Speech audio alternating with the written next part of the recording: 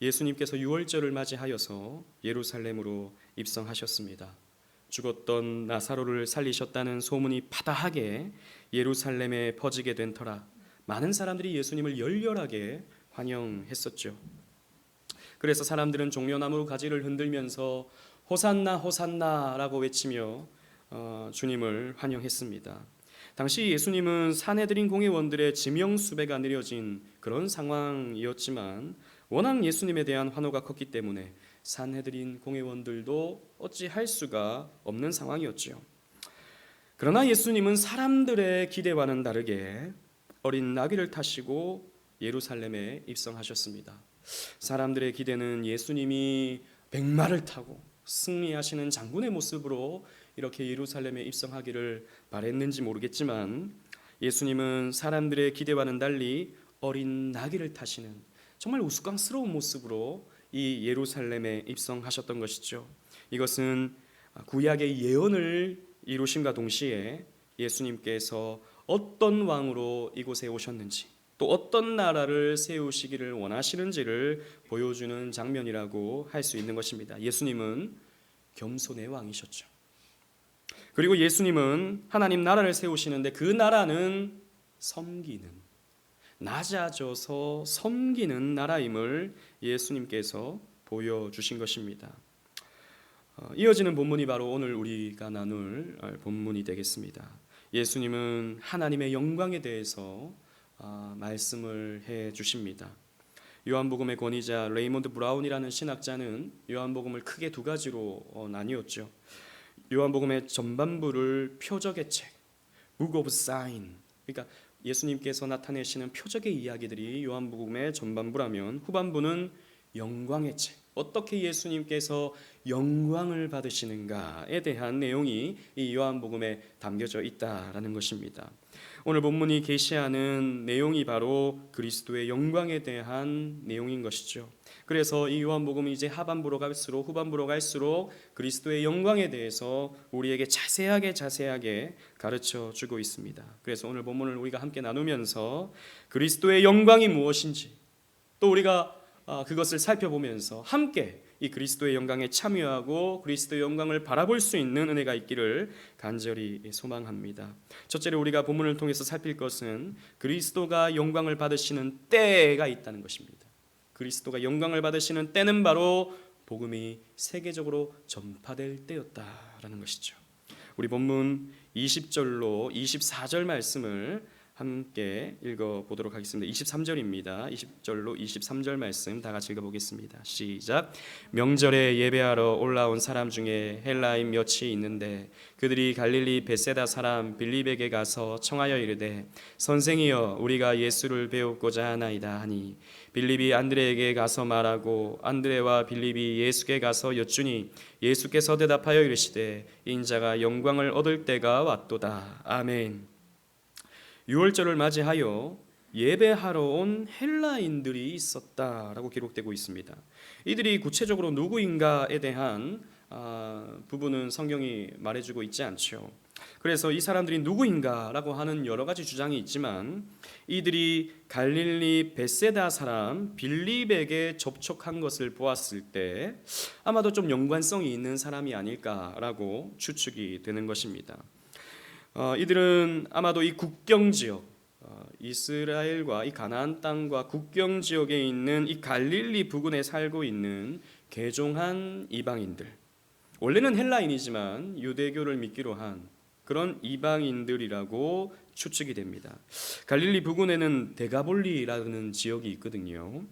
이 데가볼리라는 말이요, 원래 헬라어는 테카폴리스라는 이런 말입니다. 이것이 이제 우리말로 번역되면서 이제 데가볼리가 되는데요. 이 데카라는 말은 숫자 10을 의미하는 말입니다. 그리고 폴리스라는 말은 도시라는 것을 의미하죠. 그래서 이 데가볼리는요, 알렉산더 대왕이 이 근동 지역의 패권을 차지하게 되었을 때, 정복했을 때 이 가나안 땅, 특히 이 갈릴리 지역에 10도시를 세우면서 이 지역을 데카폴리스, 데가볼리라고 이름을 지었던 것입니다. 알렉산더 대왕은요, 이 피정복지의 헬라화를 위해서, 그러니까 이렇게 정복하게 되면 그냥 군사적으로만 정복하는 것이 아니라 정신적으로, 문화적으로, 또 언어적으로 완전 헬라화 시키기 위해서 애를 썼던 왕이 알렉산더 대왕이었거든요. 그래서 이 헬라인들을 강제 이주시켜서 이곳에 살게 했던 것입니다. 그래서 한 100년, 200년 살다 보니까 가나안 땅에 살아가던 이스라엘 사람들과 함께 살게 되고 자연스럽게 그들의 종교 또한 받아들이게 된 개종한 헬라인들이 있었던 것이죠. 뿐만 아니라 복음서를 보면 예수님의 사역을 통해 데가볼리의 사람들도 복음을 듣게 되고 예수를 믿게 되는 일들이 일어났던 것입니다. 마태복음 4장 24절 25절 말씀, 우리 앞에 있는 자막을 보시면서 다 같이 한번 읽어보겠습니다. 시작. 그의 소문이 온 수리아에 퍼진지라 사람들이 모든 앓는 자 곧 각종 병에 걸려서 한다는 자, 귀신 들린 자, 간질하는 자, 중풍병자들을 데려오니 그들을 고치시더라. 갈릴리와 데가볼리와 예루살렘과 유대와 요단강 건너편에서 수많은 무리가 따르니라. 아멘. 여기 보십시오. 갈릴리와 데가볼리와, 이 데가볼리가 데카폴리스, 헬라인들이 거주하던 땅이었다라는 것이죠.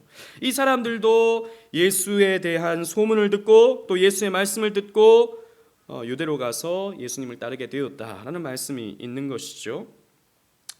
그래서 이 사람들이 예수를 배웁고자, 예수를 만나고자 지금 예수님 앞에 왔던 것입니다. 그래서 빌립에게 접촉을 했고 빌립은 안드레에게 그것을 말하고 안드레와 함께 가서 예수님, 이 헬라인들이 예수님을 배웁고자 합니다 라고 이렇게 말을 하게 되자 예수님은 이 말을 들으시고 인자가 영광을 얻을 때가 왔도다 라고 말씀하셨다는 것입니다. 요한복음에서는 예수님이 자주 때에 대해서 말씀을 하시죠. 요한복음 2장 4절 말씀에 예수님께서 물로 포도주를 바꾸는 이 사건을 이루시기 전에 예수님 이런 말씀을 하십니다. 예수께서 이르시되 여자여 나와 무슨 상관이 있나이까 내 때가 아직 이르지 아니하였나이다. 또 요한복음 7장 6절 말씀에 예수께서 이르시되 내 때는 아직 이르지 아니하였다. 그러나 너희 때는 늘 준비되어 있다라는 말씀을 하셨죠. 또 요한복음 7장 8절 말씀에 그 초막절이 되어서 명절 때가 되었는데 그때 동생들에게 이렇게 말씀하십니다. 너희는 명절에 올라가라. 내 때가 아직 차지 아니하였다. 나는 이 명절에 아직 올라가지 아니하겠노라. 또 연거푸 이어서 요한복음 8장 20절 말씀에 이 말씀은 성전에서 가르칠 때에 헌금 앞에서 하셨으나 잡는 사람이 없으니 이는 아직 그의 때가 아직 이르지 아니하였음이로라 라고 말씀하고 있습니다. 즉 사람들이 예수님을 잡으려고 했는데 예수님의 때가 아직 되지 않았기 때문에 잡을 수가 없더라라는 것이죠. 이렇게 요한복음에서는 예수님의 때에 대해서 자주 언급하고 있는데 항상 이전에는 예수님은 내 때가 아직 이르지 아니하였다라고 말씀하셨다는 것이죠. 그런데 헬라인들이 찾아와서 예수를 배우고자 하니 예수님은 드디어 인자가 영광을 얻을 때가 되었다라고 현재 시제로 말씀하고 있는 것입니다. 이렇게 본다면 예수님이 얻으시는 영광의 때는 무엇이겠습니까? 우리가 잘 알듯이 예수님의 영광의 때는 십자가를 지시는 것입니다. 그리고 죽으시고 부활하시는 것이죠. 그게 예수님의 영광이죠. 그러면 그 때는 언제 이루어지는가? 그 때는 무엇과 관련이 있는가?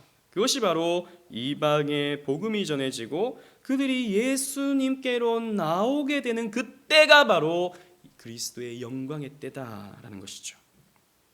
유대인들은 선민인 자신들에게만 하나님의 사랑과 구원이 주어진다고 믿었습니다.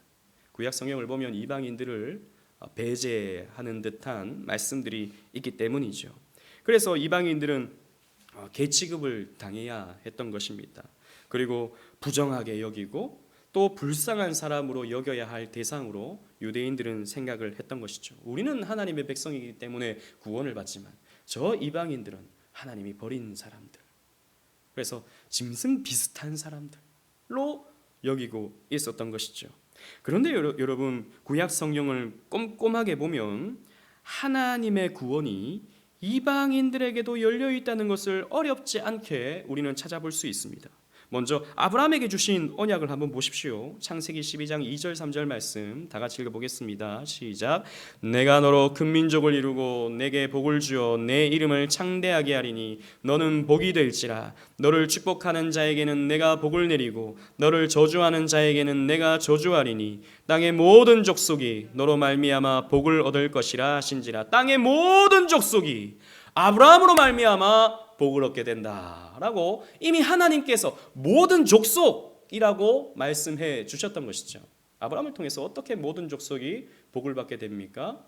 아브라함이 어떻게 하나님을 믿는지를 모범으로써 나타냄을 통해 저렇게 되면 저렇게 아브라함처럼 믿음을 가지면 구원을 얻는 것이구나, 의롭게 되는 것이구나 라고 하는 것을 이방인들이 보고 배우는 것이죠. 또 뿐만 아니라 아브라함은 어떤 사람입니까?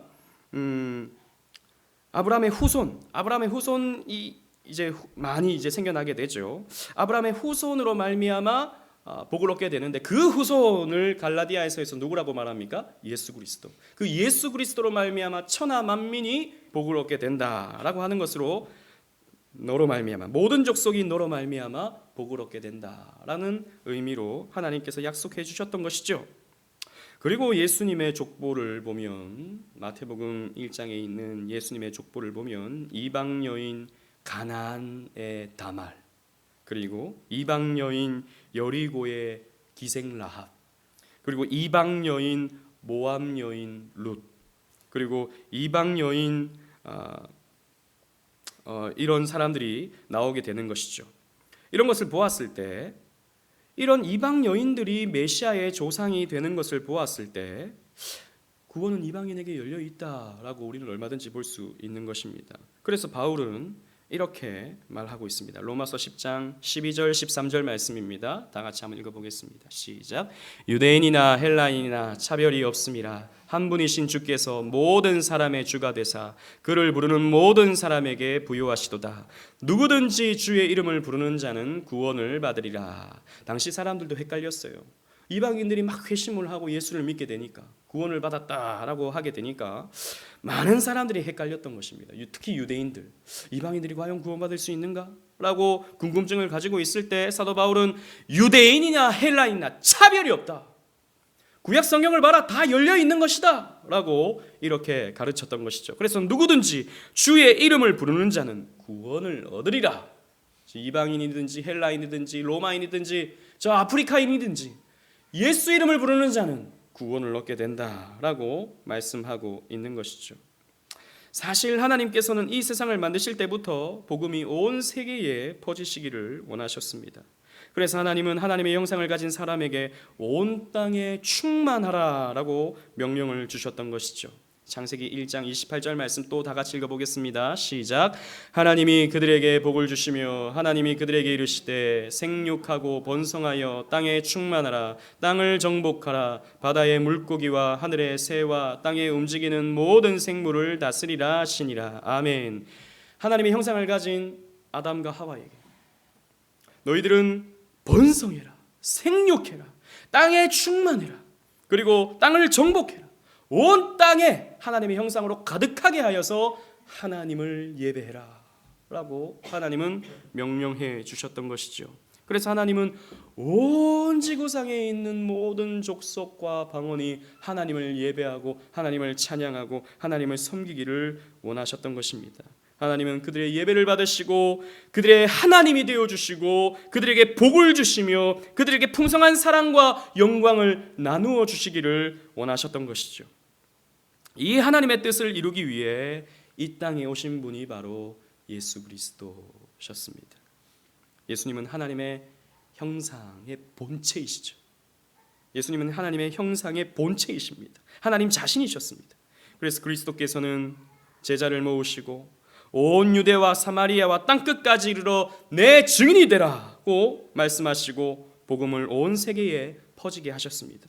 그래서 오순절에 모였던 디아스포라 유대인들이 그리스도의 영, 성령의 감동을 통하여 은혜를 받고 말씀을 깨닫고 온 세계에 퍼져 교회가 세워지게 된 것입니다. 온 세계에 교회가 세워지게 된 것이죠. 하나님이 첫사람 아담에게 주셨던 이 생육하고 번성의 이 사명을 두 번째 아담이신 예수 그리스도께서 완벽하게 성취하셨던 것입니다. 그러므로 그리스도의 영광은 온 세상이 하나님을 예배하는 것과 관련이 됩니다. 그리스도 안에 있는 우리가 온 세상을 향하여 복음을 선포할 때, 그리스도 안에 있는 우리가 온 세상을 향하여 하나님의 영광을 선포할 때, 그리스도께서는 영광을 받으시는 것입니다. 그래서 우리는 세계 곳곳에 선교사를 파송하고 세계 곳곳에 교회를 세워 그곳에서 하나님께 예배를 올려드리게 해야 합니다. 그렇게 될 때 그리스도의 영광이 나타나고 우리는 그 영광을 보고 그 영광을 누리게 되는 것이죠. 저는 하나님 은혜로 대학생 사역을 하면서 대학생들을 이끌고 세계 여러 곳곳에 단기 선교를 가게 되는 그런 기쁨을 누렸습니다. 저 카자흐스탄의 알마티, 저 필리핀의 잠발레스, 그리고 저 러시아의 우스리스크, 또 중국의 작년에는 중국의 청도의 지하교회를 이렇게 방문해 볼 수 있는 기회가 있었습니다. 다른 것도 좋았지만 저는 그곳에서 부르는 찬송들이 한국에서 만들어진 찬송들을, 그러니까 한국 사람이 만든 찬송들을 그 사람들의 말로 번역해서 부르는 것을 보았을 때 참 마음에 감격이 생기더라고요. 우리가 가지고 있는 찬송가에 보면 대부분 미국 사람들이나 영국 사람들이 이렇게 만든 찬송을 우리가 번역해서 부르지 않습니까? 그러니까 오랫동안 그렇게 또 부르니까 우리도 그게 전통이 돼서 이렇게 부르는데, 복음성가도 대부분 또 미국에서 또 영국에서 만들어진 복음성가를 우리가 또 부르죠. 근데 우리 한국의 사람들이 만든 복음성가도 굉장히 많지 않습니까? 그런 복음성가들을 저 러시아에서 부르고 있는 거예요. 저 카자흐스탄에서 부르고 있는 거예요. 저 중국에서 부르고 있는 거예요. 그런 모습을 보게 될 때 같은 멜로디의 찬송을, 같은 내용의 찬송을 각각 다른 언어로 함께 찬송할 때에 저는 참 마음속에서 어떤 큰 감격이 있었던 것이죠. 생긴 것도 다르고 피부색도 다르고 또 언어도 다르지만 한 하나님을 예배하는, 한 하나님을 섬기는, 같은 신앙을 고백하는 이런 모습을 보이게 될 때 정말 하나님의 영광을, 그리스도의 영광을 조금은 맛보는 그런 계기가 되었습니다. 앞으로 우리가 이것을 완벽하게 누리게 될 때가 오죠. 그것은 바로 우리가 저 하늘나라에 올라가게 되면 그렇게 되는 것입니다. 계시록 7장 9절로 12절 말씀 우리 한번 읽어보도록 하겠습니다. 제가 9절 10절을 읽고 다 같이 11절 12절을 읽어보도록 하겠습니다. 이일 후에 내가 보니 각 나라와 족속과 백성과 방언에서 아무도 능히 셀 수 없는 큰 무리가 나와 흰 옷을 입고 손에 종려 가지를 들고 보좌 앞과 어린 양 앞에 서서 큰 소리로 외쳐 이르되 구원하심이 보좌에 앉으신 우리 하나님과 어린 양에게 있도다 하니, 다 같이 읽겠습니다. 모든 천사가 보좌와 장로들과 내 생물의 주위에 서 있다가 보좌 앞에 엎드려 얼굴을 대고 하나님께 경배하여 이르되 아멘. 찬송과 영광과 지혜와 감사와 존귀와 권능과 힘이 우리 하나님께 세세토록 있을지어다. 아멘 하더라. 아멘. 여러분 보십시오. 각 나라와 각 족속과 각 백성과 각 방언으로 각각 다르게 생긴, 얼굴이 하얀 사람, 우리들 같이 황인 혹은 까무잡잡한 저 흑인들, 각각의 다른 언어를 쓰고 있는 사람들이 한자리에 모여서 손에 종려나무 가지를 들고 구원하심이 보좌에 앉으신 우리 하나님과 어린 양께 있도다 라고 함께 찬양하는 날이 온다라는 것이죠. 저 하늘나라에서 말이죠. 그러므로 하나님이 받으시고자 하는 영광은 바로 이런 영광이십니다. 하나님이신 그리스도께서 받으시고자 하는 영광은 바로 이런 영광이십니다. 헬라인이 와서 예수를 배우고자 할 때, 예수를 섬기고자 할 때 인자가 영광을 얻을 때가 왔노라. 예수님의 영광, 그리스도의 영광은 바로 선교적인 의미를 담고 있는 것입니다. 그러므로 우리는 선교해야 되는 것입니다. 여러분, 한국은 교회 없는 곳이 없어요. 그죠? 여러분, 건물마다 교회가 있습니다. 큰 상가마다 교회 없는 곳을 찾아보기가 힘들 정도입니다. 이제 사실 한국 교회는 새로운 교회를 세운다라는 것이 사실 부담스러운 시대를 이제 맞이하고 있죠. 그런데도 불구하고 저는 교회는 세워져야 된다고 생각합니다. 왜냐하면 바른 교회, 정말 하나님의 말씀을 바르게 전하는 교회들은 또 비교적 소수라고 저는 생각하기 때문이죠. 그래서 바른 교회들이 앞으로도 생겨나서 성도들을 또 말씀을 통해서 훈련시키고 연단시키는 그런 과정이 필요하다고 생각합니다. 그러나 예수 이름조차 들어보지 못하는 나라들이 아직도 너무나도 많습니다. 저 실크로드를 중심으로 해서 이어지는 회교권 국가들, 이런 나라에는 아직 복음이 들어가기가 너무 어려운 것이죠. 아직도 저 아프리카 오지에, 저 세계 곳곳의 오지에는 선교사가 없어서, 교회가 없어서 복음을 듣지 못하는 그런 곳이 적잖이 많이 있습니다. 그렇기 때문에 우리는 때를 넣든지 못 얻든지, 가든지 보내든지, 우리가 가지 못한다면 보내서라도 선교해야 되는 것입니다.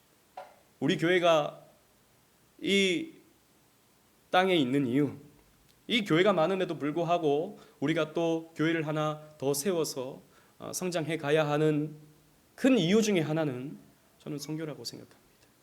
그냥 우리끼리만 그냥 재미있게 즐겁게 신앙생활 하는 것이 아니라 우리가 어느 정도의 또 궤도에 오르게 된다면 우리가 또 선교사를 파송할 수 있는 그런 교회로 우리가 목표를 갖고 우리 교회를 이루어 가야 할 것입니다. 왜냐하면 그리스도께서 그것을 통해서, 선교를 통해서 영광을 받으시기 때문이죠.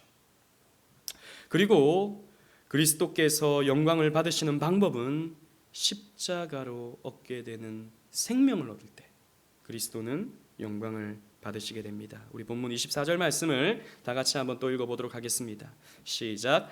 내가 진실로 진실로 너희에게 이르노니 한 알의 밀이 땅에 떨어져 죽지 아니하면 한 알 그대로 있고 죽으면 많은 열매를 맺느니라. 아멘. 예수님은 인자가 영광을 얻을 때가 왔도다라고 말씀하시고는 미랄 이야기를 꺼내셨습니다. 한 알의 미랄이 떨어져 죽어야 많은 열매를 맺는다는 것이죠. 너무나도 유명한 예수님의 말씀입니다. 만일 죽지 아니하고 그대로 있으면 열매를 맺을 수가 없다라는 경고의 말씀이기도 하죠. 그래서 이 헬라인들이 예수님을 만났을 때 이 말씀을 했는지, 아니면 그 소식을 듣자마자 그냥 이 말씀을 제자들에게 했는지 우리가 알 수는 없지만 그리스도의 영광과 관련해서 예수님은 이 말씀을 주셨다라는 것입니다. 그래서 영광을 얻으시는 방법, 그리스도께서 영광을 얻으시는 방법에 대해서 구체적으로 말씀을 해주시는 것이죠. 그래서 좀 더 구체적으로 우리가 말씀을 살펴보면 그리스도의 영광은 낮아지심을 통해서 영광을 받으신다라는 것입니다. 우리 빌립보서 2장 8절 말씀을 한번 읽어보도록 하겠습니다. 시작. 사람의 모양으로 나타나사 자기를 낮추시고 죽기까지 복종하셨으니 곧 십자가에 죽으심이라. 아멘. 예수님께서도 요한복음 12장 24절에 한 알의 미랄이 땅에 떨어져 그랬습니다. 떨어진다는 말이 어떤 말입니까? 내려옴, 낮아짐, 이런 것을 의미한다라는 것입니다. 한 알의 미랄은 예수님 자신을 나타내는 은유적인 표현입니다.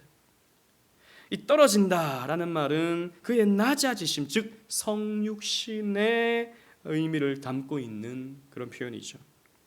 그래서 예수님이 사람의 모양으로 낮아지신 것입니다. 사람의 모양으로 떨어지신 것입니다. 사람이 되시는 것 자체, 그 영원하신 그리스도께서, 시공간의 제약을 받지 아니하시는 그리스도께서 시공간의 제약을 받으시는, 그래서 배고픔도 겪으셔야 하고 질병도 겪으셔야 하는 이 아픔의 육신을 가지신 이 예수님의 이 인간의 모습으로 가지신다는 것 자체가 낮아지심, 떨어지심이다라는 것이죠. 주님은 자기 백성을 찾아 자기 백성을 구원하시려고 낮고 천한 이 세상에 떨어지신, 자기 비하를 하신 예수님이셨습니다. 예수님은 이것이 바로 인자의 영광이다라고 말씀하고 있는 것이죠. 여러분, 우리도 마찬가지입니다. 우리에게는 낮아짐, 다르게 표현하면 자기 희생이 우리에게 필요한 것입니다. 우리는 다 높아지고 싶죠. 그게 우리의 본성입니다. 우리가 늘 말씀을 나누지만 선악과를 입에 물고 태어난 우리는 하나님과 같이 되려고, 우리는 끊임없이 높아지려고 애를 쓰고 있다라는 것입니다. 여러분, 물론 우리가 이 세상 일반 은총 속에서 더 높은 자리를 올라가고 더 존경받고 더 많은 것을 가질 수 있는 높은 자리에 올라가는 것 자체가 죄다라고 할 수 없을 것입니다. 그건 당연한 것이죠. 그러나 우리가 가져야 할 이 낮아짐이라는 것은 그런 것을 의미하는 것이 아니라 섬김을 의미하고 있는 것입니다. 자기 희생을 의미하고 있는 것입니다. 내가 가진 것을, 내 자존심을 내려놓는 그런 마음이 저와 여러분들에게 있어져야 하는 것입니다. 우리는 예수 믿는 것 때문에 가져야 하는 자기 희생이 있죠. 예수 안 믿었으면 겪지 않아도 되는, 예수 안 믿었으면 이런 고민을 하지 않아도 되는데, 예수를 믿기 때문에 예수를 믿지 않는 주변 사람들과의 관계 속에서 겪게 되는 나름의 고통과 나름의 핍박과 나름의 마음 고생을 우리는 해야 되는 것입니다. 이게 뭡니까? 낮아짐인 것이죠. 또 우리가 교회 생활하면서 때로는 사람 대 사람이 만나다 보니까 또 상대 우위에 서고 싶은 그런 마음이 들기도 하죠. 그러나 여러분, 교회는 철두철미하게 낮아져야 하는, 교회만큼은 철두철미하게 낮아져서 서로 섬겨줘야 하는 그런 곳이 되어야 합니다. 사실 우리 교회도 이렇게 예배드리는 사람들은 많이 있지만 섬김이 필요한 사람은 너무 많아요. 여러분들도 보셔서 아시겠지만 한 사람 한 사람이 섬김이 필요하고 또 도움이 필요한 사람들인 경우가 참 많이 있습니다. 그래서 사실 우리가 이렇게 교회 성도들에게 빚을 진 것도 아니고 또 젊은 어떤 이런 청년들에게 우리가 빚을 진 것도 아님에도 불구하고 우리는 섬겨줘야 되는 것이죠. 왜냐하면 먼저 믿었기 때문에, 우리가 좀 더 성숙했기 때문에 내가 가진 것을 조금 더 나누고, 내가 먼저 손 내밀어주고, 내가 먼저 용서해주고, 내가 먼저 품어주고, 내가 먼저 좀 이끌어주고, 그러면서 좀 관심 가져주면 또 관심 가져준다고 또 막 뭐라는 사람이 있어요. 그러면 또 어쩔 수 없는 거죠. 또 이해해주고, 이렇게 해야 되는 것이 여러분 교회인 것이고 조금 더 성숙한 그리스도인의 모습인 것입니다. 내가 그래도 집사고, 내가 그래도 권사고, 내가 그래도 장로고, 내가 그래도 목사인데 라는 생각이 들 때 우리는 정말 정신을 바짝 차려야 됩니다. 내가 그래도 이건데, 내가 그래도 밖에 나가면 이 정도 섬김을 받을 수 있는 사람인데, 이런 마음이 들 때 여러분 우리는 회개해야 됩니다. 우리 그런 마음 들거든요. 내가 누군데 이런 마음. 왕년에 이런 얘기하면 우리 할 말들 많아요. 그죠? 왕년에 내가 그래도 할 말들 많아요. 그럼에도 불구하고 이름도 없이 빛도 없이 섬겨주고 낮아져서 도와주는 이런 모습들이 우리 교회가 가져야 할, 또 적어도 수요예배 나오는 여러분들이 가져야 할 자세라고 저는 생각합니다. 그것이 바로 그리스도의 영광에 참여하게 되는, 그것이 바로 그리스도의 영광에 참여하게 되는 하나의 방법인 것입니다. 그리고 두 번째로, 죽음을 통하여 우리는 그리스도의 영광을 보게 됩니다. 요한복음 12장 24절 말씀에 한 알의 밀이 땅에 떨어져 죽으면 그랬습니다. 죽어야 된다 그랬습니다. 농부의 손에서 땅속으로 떨어진 밀알은 먼저 흙 속에 묻히게 되죠. 매장당해야 한다라는 것입니다. 그리고는 그 땅 속에서 분해되고 농해되어야 하는 것입니다. 말하자면 자신의 모양과 모습, 특색은 완전히 사라져 없어져 버려야 된다라는 것입니다. 이러한 주님의 자기 표현은 바로 자기 십자가의 죽음, 십자가의 자기 희생을 가리키고 있는 말씀인 것이죠. 십자가의 죽음이 절대적으로 필요하다라고 예수님께서 은유적으로 말씀하고 있는 것입니다. 이럴 때에 그리스도의 영광이 나타나게 된다라는 것입니다. 유대인들에게 있어서 하나님이 보내신 메시아는 세계를 정복하는 승리자의 모습으로 사람들은 기대했습니다. 저들에게 있는 인자의 영광은 영원한 메시아가 나팔 소리가 울리는 가운데 하늘 천사들을 호위하면서 군림하는 것이라고 생각하고 있었습니다. 당시의 제국들에게는 정복한 여러 땅에서 얻는 전리품들과 노예들을 이끌고 개선하는 승리의 장군들에게 독사라는 말을 사용했습니다. 독사라는 이 헬라 말은 영광이란 말입니다. 그런데 예수님은 이런 개선 장군에게 허용되는 이 독사라는 말을 죽는 자신에게 적용하고 있는 것이죠. 그러니까 사실 이때 당시 사람들은 이 말이 무슨 뜻인지를 몰라요. 아니 죽는데 그게 왜 독사야? 왜 그게 영광이야? 라고 생각을 했었을 것입니다. 그래서 예수님은 친히 보여주시는 거예요. 자신이 인류의 죄를 대신하기 위하여 십자가 형틀에 못 박혀 죽을 처절한 저주의 죽음을 받으시는 것이 바로 인자의 영광이다라는 것을 가시적으로 보여주신 것입니다. 예수님께서 말씀하신 인자의 영광은 십자가의 자기 희생, 십자가의 자기 죽음, 십자가의 자기 속죄를 의미한 것이죠. 그래서 본문 25절 26절 말씀에 예수님은 이어서 이런 말씀을 해주셨습니다. 우리 다 같이 한번 읽어보도록 하겠습니다. 시작. 자기의 생명을 사랑하는 자는 잃어버릴 것이요 이 세상에서 자기의 생명을 미워하는 자는 영생하도록 보존하리라.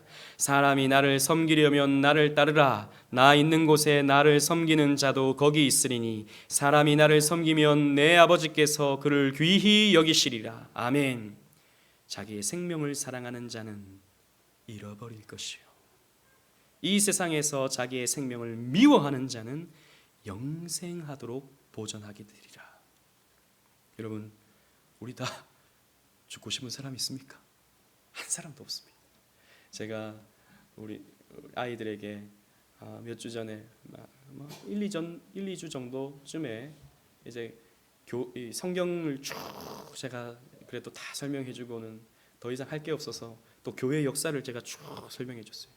교회 역사를 쭉 설명해 주는데 다 순교의 이야기예요. 순교의 이야기. 그래서 초대교회 성도들, 폴리가 순교했던 사람들, 또 종교개혁 시대에 순교했던 사람들 쭉 이야기를 해주니까 우리 유건이가 그래요. 아빠, 나는 죽기 싫어. 나는 죽기 싫어. 우리가 다 마찬가지입니다. 죽고 싶은 사람 한 사람도 없어요. 다 살고 싶죠. 살아도 잘 살고 싶은 게 저와 여러분들의 솔직한 마음입니다. 여러분, 살고 싶어서 우리가 예수 믿는 것 아닙니까? 영원히 살라고, 죽지 않으려고, 심판받지 아니하려고 예수 믿잖아요. 그래서 제가 우리는 죽지 않아. 예수 안에 있는 자에게는 죽음이 없어. 죽어도 죽는 게 아니야. 이렇게 설명을 해줬는데 그래도 죽는 거를 두려워하죠. 여러분, 그런데요, 여러분, 예수님은 죽고자 하셨습니다. 우리가 생명을 얻기 위해서는, 영생하기 위해서는 죽어야 한다는 것이죠. 내 생각을 죽이는 것입니다. 내 판단을 죽이는 것입니다. 내 야망을 죽이는 것입니다. 내 욕심을 죽이는 것입니다. 내 죄를 죽이는 것입니다. 그래서 철저하게 그리스도에게 복종하는, 철저하게 하나님 말씀에 순종하는 그러한 삶이 저와 여러분들에게 나타나야 되는 거예요. 하나님, 나 이런 뜻이 있습니다. 하나님 도와주세요. 여기에만 머무는 신앙은 살아있는 신앙입니다. 하나님, 이건 반드시 돼야 됩니다. 밥 안 먹고 산에 올라가지고 이 나무 흔들면서 하나님 반드시 이거 돼야 됩니다. 안 되면 나 죽습니다. 이렇게 하나님을 협박하듯이 기도하는 것은 자기가 살고자 하는 것이죠. 내 생각은 이렇지만 하나님의 뜻이 그것이라면 하나님 순종하겠습니다 라고 해야 되는 것이 바로 저와 여러분들의 자세여야 한다라는 것입니다. 예수님께서도 십자가의 길, 죽음의 길을 가셨기 때문이죠. 예수님을 따르고자 하는 길은 이렇게 여러분 죽음을 각오하고 가야 하는 길입니다. 내 뜻을, 내 생각을 내려놓는 것, 사실 그게 죽는 거거든요. 이렇게 죽음의 길을, 십자가의 길을 걷는 자가 결국 예수님 말씀을 보십시오. 사람이 나를 섬기려면 나를 따르라.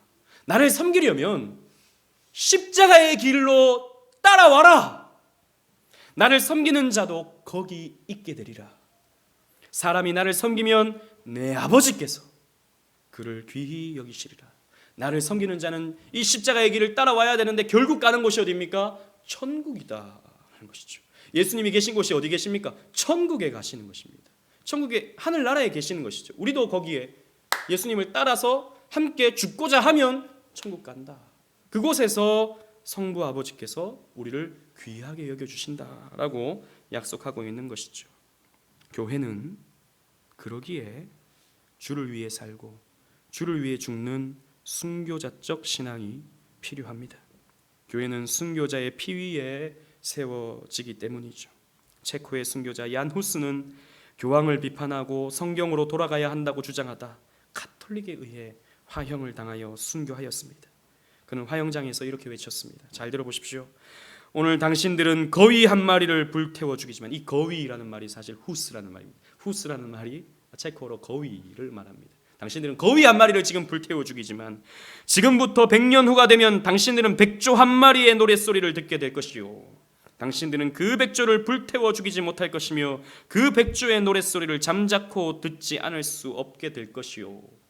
지금 나는 이렇게 죽지만 앞으로 내가 뿌린 씨앗이 열매를 맺어서 100년 후에는 백조의 울음소리를 듣게 될 것이다. 그런데 그 백조를 너희들이 죽이지 못할 것이다 라고 외치면서 화형장의 이슬로 사라졌습니다. 놀랍게도 100년 후에 1517년 마틴 루터는 종교개혁에 불을 지폈고 가톨릭은 또 그를 불태워 죽이려 했지만 이 후스의 예언대로 죽이지 못했습니다. 루터는 이렇게 말했어요. 그 후스의 글을 읽으면서 하나님의 뜻이라면 백조의 노래는 멈추지 않을 것이다. 자기가 백조다 하는 것이죠. 이 백조의 노래는 멈추지 못할 것이다 라고 했습니다. 그 순교자 얀 후스의 흘린 피가 결국에는 루터라고 하는 백조의 울음소리로 나타났다라는 것이죠. 피의 여왕 메리의 폭정으로 영국의 종교개혁자 휴 라티머와 니콜라스 리들리가 순교를 당하게 되었습니다. 마찬가지로 종교개혁 사상을 가르쳤다는 이유로 화형장에서 불태워져 죽었습니다.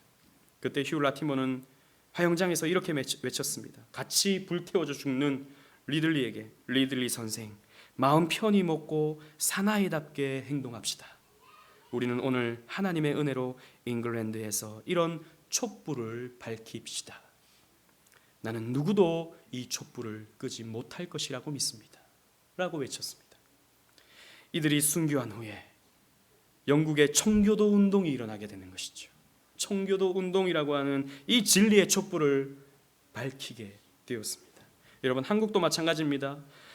목숨을 걸고 이 땅에 와서 복음을 전했던 선교사들의 그 희생 위에 교회가 세워졌습니다. 양화진에 가면요, 여러분 저 합정역 옆에 있는 양화진에 가면 선교사님들의 무덤이 있지요. 거기에 보면 선교사님들의 자녀들의 무덤이 있습니다. 이 땅에 왔는데, 이 땅에서 태어났는데 풍토병 때문에 1년 만에 죽고 2년 만에 죽고 3년 만에 죽는 그런 아이들의 무덤이 꽤 많이 있습니다. 여러분 생각해 보십시오. 당시 풍토병과 척박한 환경으로 선교사님의 자녀들이 그렇게 죽어갈 때 그 파란 눈에 선교사들은 무슨 생각을 했겠습니까? 차라리 내가 묻혔으면, 차라리 내가 죽었으면 이런 생각을 하지 않았겠습니까? 그런데 여러분, 그런 희생과 그런 눈물과 그런 죽음을 각오하는 그런 마음으로 선교했을 때에 이 땅의 교회가 정말 아까도 얘기했다시피 교회 없는 곳을 찾아보기 어려울 정도로 수많은 교회가 세워지게 되는 열매를 거두게 된 것이죠. 죽고자 하는 자기 희생을 통하여 자기의 야망을 내려놓고 주를 위하여 살고자 할 때 우리는 이러한 결실을 맺게 된다는 것입니다. 그래서 그리스도의 영광의 하이라이트는 결실의 영광입니다. 요한복음 12장 24절에서 또 말하기를 죽으면 많은 열매를 맺느니라 라고 말씀하고 있습니다. 이것은 1차적으로 우리 주 예수 그리스도의 부활의 영광을 말해주고 있습니다. 우리 예수님께서 죽으셨을 때 열매를 맺습니다. 부활의 열매를 맺게 되는 것이죠. 그래서 예수님은 나는 부활의 첫 열매다라고 성경에서 말씀하고 있는 것이죠. 십자가 죽음의 필연성은 위대한 생명 부활을 가져오고야 마는 것입니다. 그리고 2차적으로 십자가와 부활로 말미암아 수많은 사람들이 함께 구원받게 되는 그런 결과를 낳게 되죠. 그리스도의 십자가 때문에 저와 여러분들이 구원을 얻게 되는 것이지 않습니까? 이에 대해 이사야는 이렇게 예언을 하였습니다. 우리 다 같이 한번 앞에 있는 자막을 보시면서 읽어보겠습니다. 시작. 여호와께서 그에게 상함을 받게 하시기를 원하사 질고를 당하게 하셨은즉 그의 영혼을 속건제물로 드리기에 이르면 그가 씨를 보게 되며 그의 날은 길 것이요 또 그의 손으로 여호와께서 기뻐하시는 뜻을 성취하리로다. 아멘. 그리스도께서는 우리를 위하여 질고를 당하셨습니다. 그것은 성부 하나님께서도 원하셨던 것이죠. 그래서 그에게 상함을 받게 하시기를 원했다라고 말씀하고 있습니다. 또 그리스도께서도 기뻐하셨는데, 그가 기뻐하셨던 이유는 그가 그 씨를 보게 되기므로, 그 열매를 보게 되므로 기뻐하셨다라고 이렇게 말씀하고 있습니다. 여러분, 그렇다면 인자의 영광은 예수 그리스도의 성육신, 십자가의 죽음으로 말미암는 생명의 부활과 또 사망을 통한 열매, 죽음을 통해서 맺게 되는 이 결실의 영광이 되는 것입니다. 예수님께서는 이 결실의 영광을 얻으셨던 것입니다.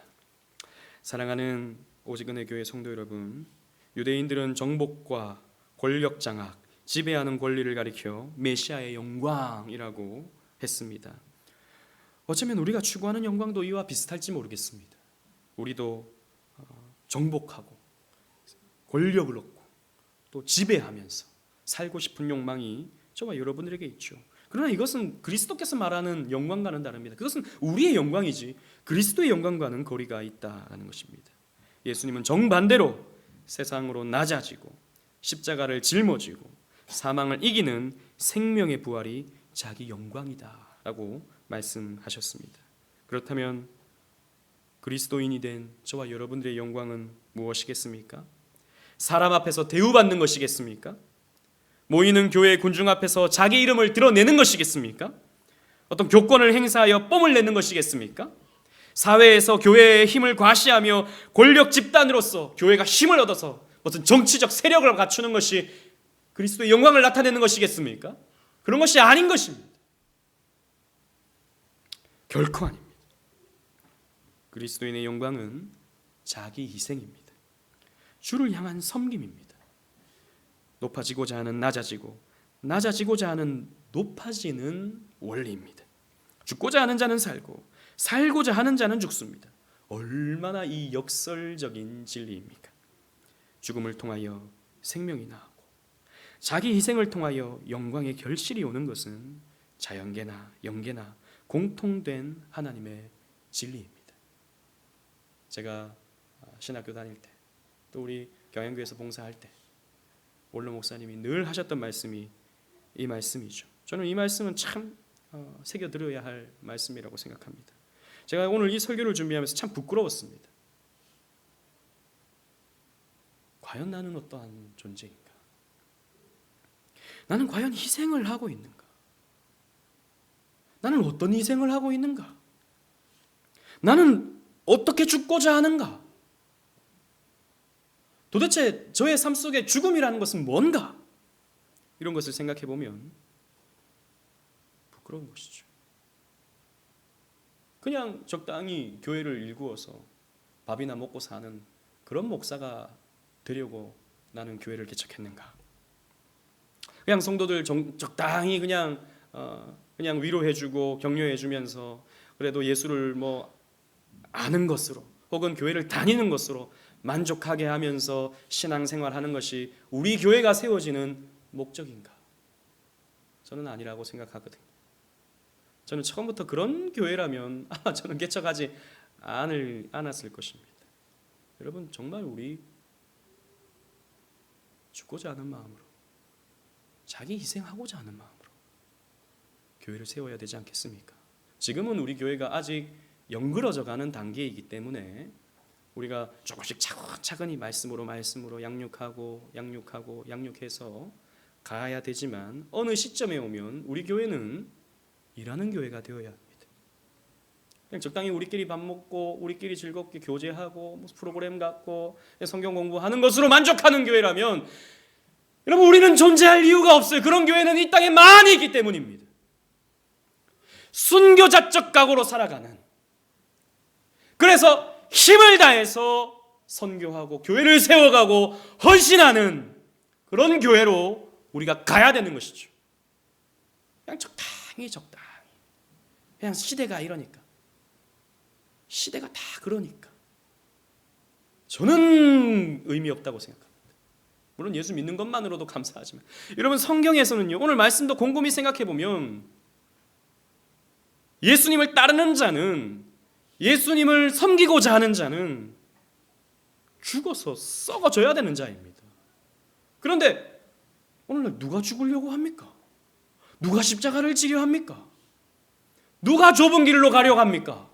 아유, 옛날에 목사님들이나 옛날에 좀 약간 무식하게 신앙생활했던 사람들이나 그랬던 거지, 오늘날 세련된 사람들은 그렇게 말하는데 정말이지 우리가 많은 것을 놓치고 있는 시대입니다. 너무 유약해진, 너무 약해진 교회와 성도들, 오늘날 시대의 현실입니다. 물론 우리 교회가 무슨 대단하다고, 우리 교회가 뭐가 그렇게 대단하다고 그렇게 순교자적으로 할 수 있겠습니까마는, 그러나 우리의 목표는 그러해야 된다라는 것입니다.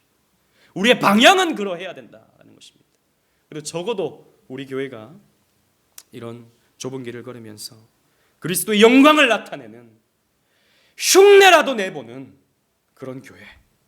그래서 우리 신앙의 선배들이 걸어갔던 그 자기 희생을 통하여 열매 맺었던 그 열매, 우리도 맺어야 되지 않겠습니까? 이 진리를 따라감으로써 그리스도의 영광을 보고 영광을 누리며 영광의 결실을 맞이하는 모든 성도님들 되시기를 주님 이름으로 축원합니다. 아멘.